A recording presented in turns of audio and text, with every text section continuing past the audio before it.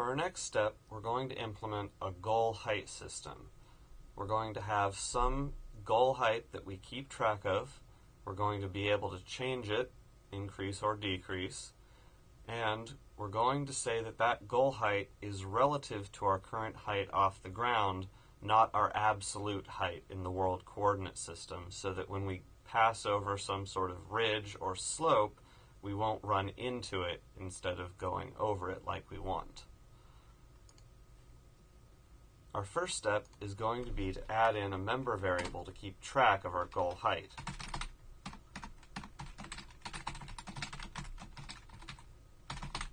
Naming is pretty straightforward. Now we'll go through the standard adding a variable routine. We've got to add it to the data description.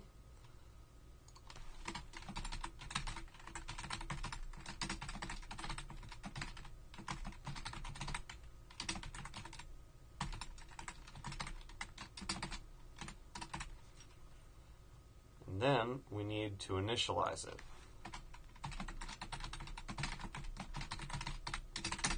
Now we don't want it to be 0, so we're going to create one more console variable that we can tweak around to find the right value.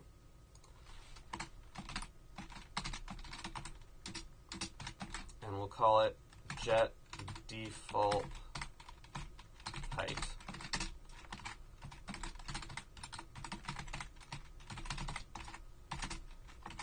And for an initial value, we'll give it something like 30.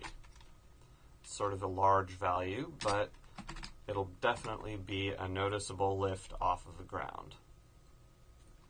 So, back in the initializer, jet default height get float. And now that that's taken care of, we should also remember that we have to reset our axis whenever we turn on or off the jets. So likewise, we should probably restart what our goal height is after we turn on or off the jets. So we're going to add in a little bit of code to the jets on function.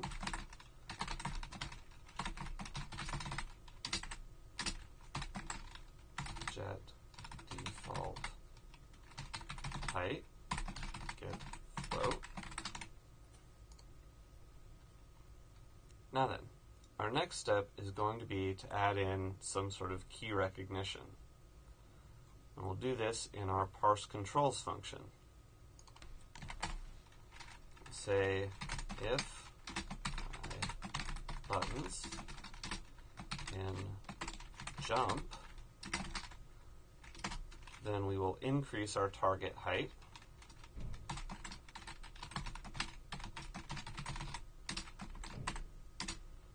Now, this is the other problem. We have to specify some sort of speed for our height to increase or decrease.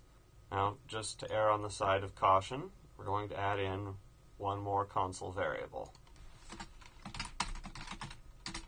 Remember that once you've used the console variable to find a good value, you can change it to a pound define so that you can keep it more stable and also get rid of all of these console variables clogging up your program.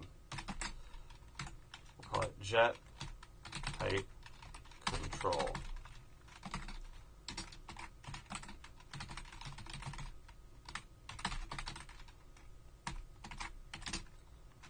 Give it a default value of 10. Back down in our control function, we use our new variable.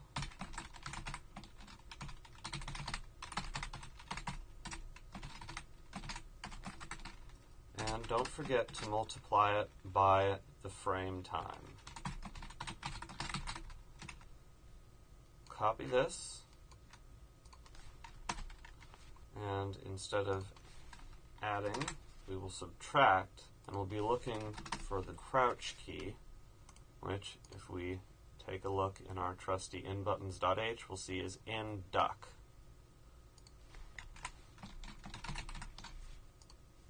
Next, we're going to make imworld goal height actually do something. And the first step to doing that is to create an equivalent to compute rote speed to a line axis. This is where a lot of the work for computing our rotational velocity happens, so we'll need a similar function to take over the majority of work for computing our linear velocity. The best way to do this that I can think of is to simply copy over this function and then duplicate its functionality by modifying it. Copy, and we'll paste it in.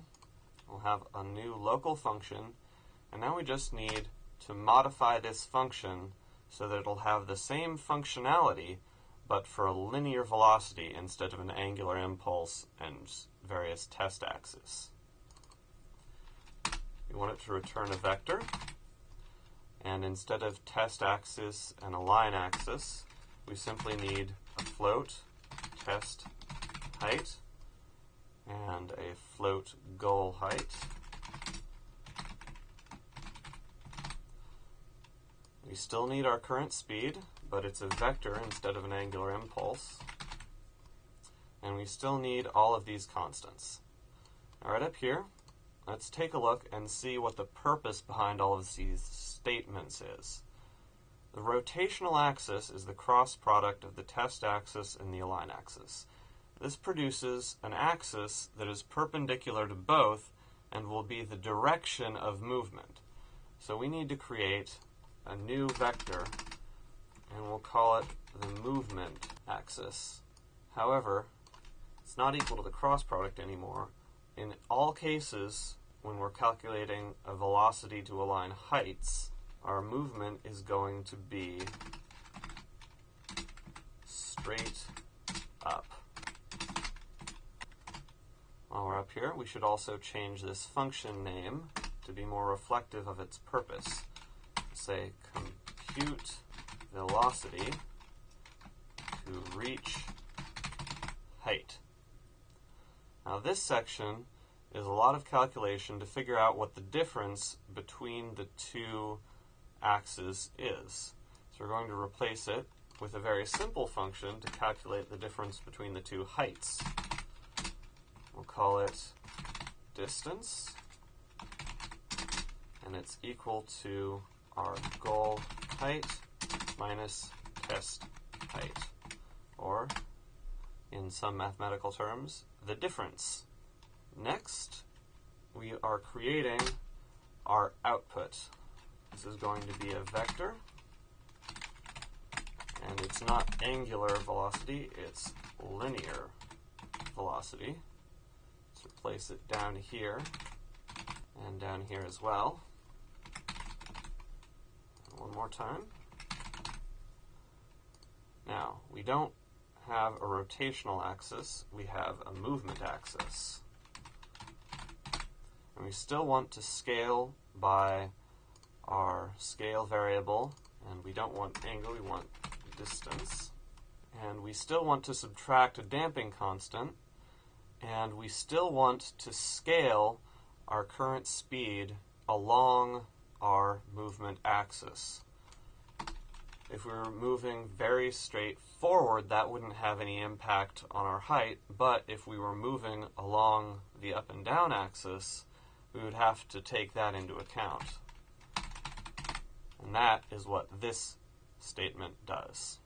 Finally, normalize that vector, check it against the max speed, basically capping the length of the movement vector. And that should be exactly what we want. We'll finish up by changing this last instance, fixing that typo in that one. Now, before we add in calls to this, we're going to change the thrust direction a little bit. Instead of thrusting upwards along the world's up vector, we want to thrust upwards along the local car's up vector. So we're going to take out this constructor call, and we're going to change vec thrust, and we're going to initialize it this time with the vector rotate. So it's a straight rotation because we want to go from local to world coordinates. If we say local test axis, that is to say, straight up in the local coordinate frame, and then rotate it out into the world coordinate frame with our local to world matrix, store the result in vec thrust, what we should have is a unit vector in world coordinates of the vehicle's up vector. And now we can just scale thrust times equals the power of the jet.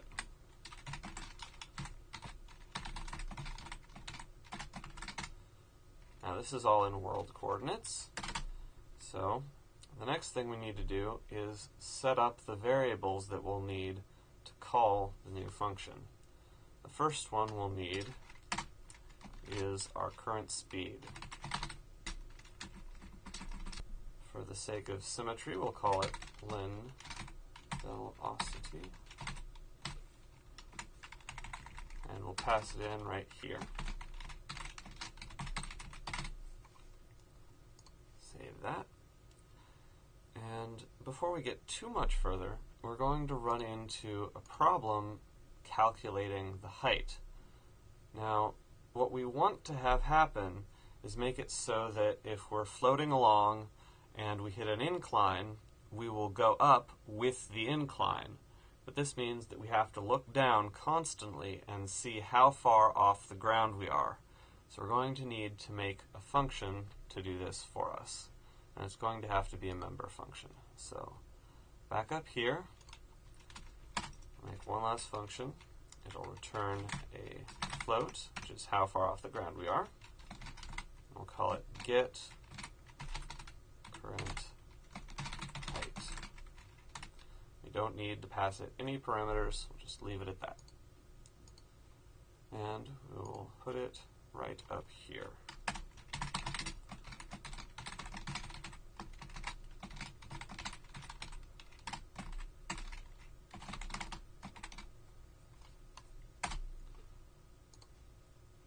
So, how do we find the current height? Well, the answer is with a ray trace. If you look around a bit, like I've shown you how to do, you will run across, eventually, the util trace functions. In this case, we want util trace hull, so that if there's a small little divot, we won't fall into it.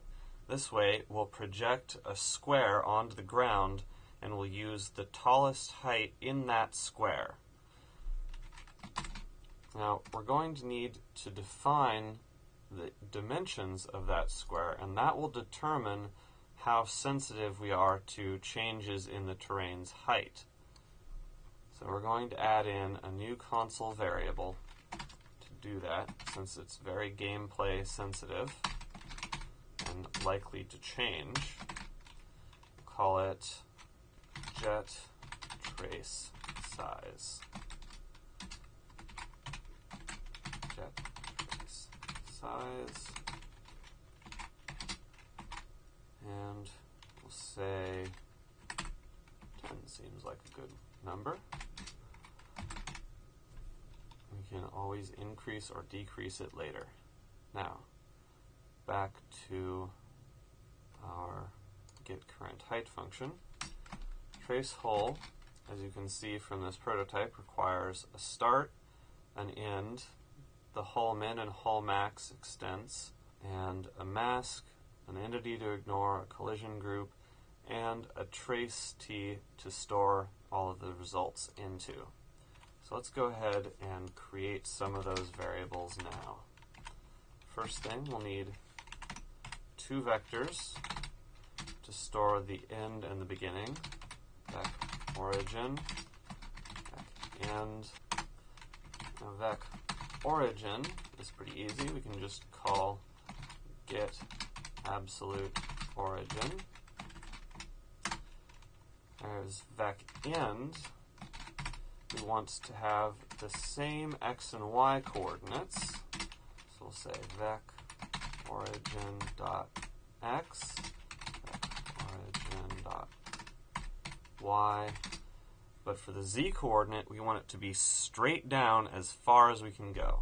Unfortunately, there's a defined limit to how long a trace can possibly be, and it is max trace length. Next, we'll define our hull extents.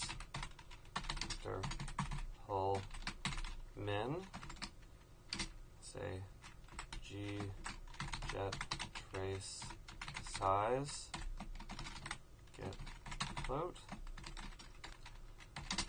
and one more time, jet trace size get float, and the minimum will be, say, -20.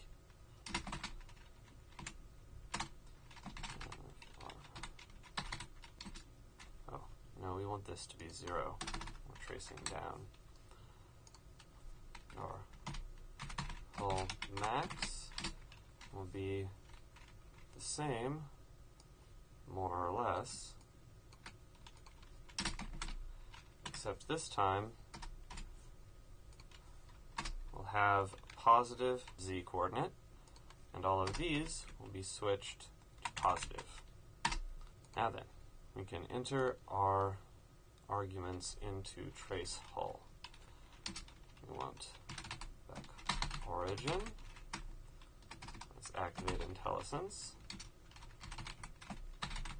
Back origin, back end, hull min, hull max. Now for the mask, we need something a little different. We're going to use mask solid brush only. You can find the other possibilities by right-clicking and going to definition.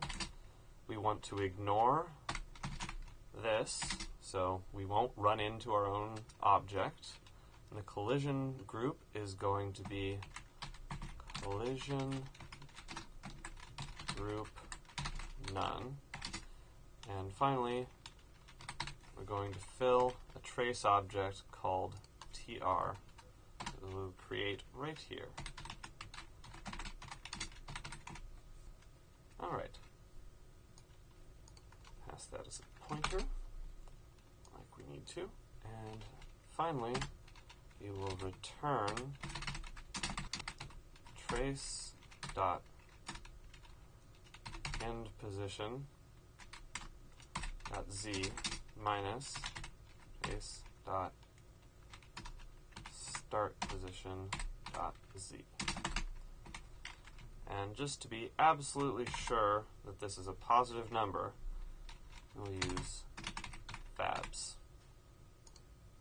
Going back to our jets run function, now we can just say vec thrust plus equals compute velocity to reach height with get current height as the local axis. Our goal axis is in FL goal height. Our velocity is ln velocity. Damping factor is 1.0. Scale factor of 1 over FL frame time. And finally, we need a maximum speed. In this case, I think we can safely say about 50 miles an hour up or down. More than that, we don't really want. Now, let's make it 70.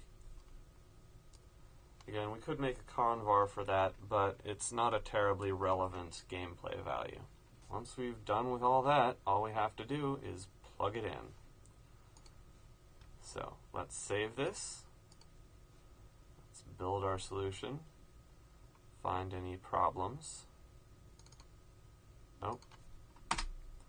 Comma.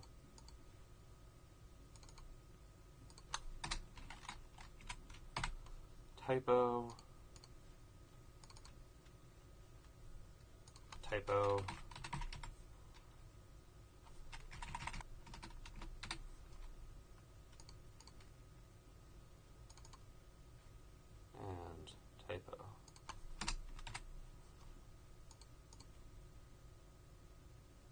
finally run it, we'll find that it does just what we want it to do.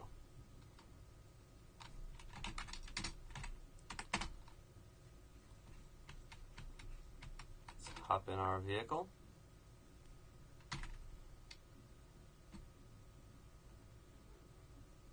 Spacebar is raising us up.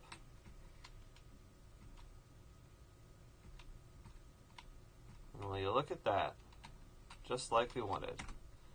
We're going to have to increase our vertical movement speed. That's easily accomplished. We may as well change the default value, jet height control. We'll make it 30 feet per second. Turn down this one more time. Do our svn commit.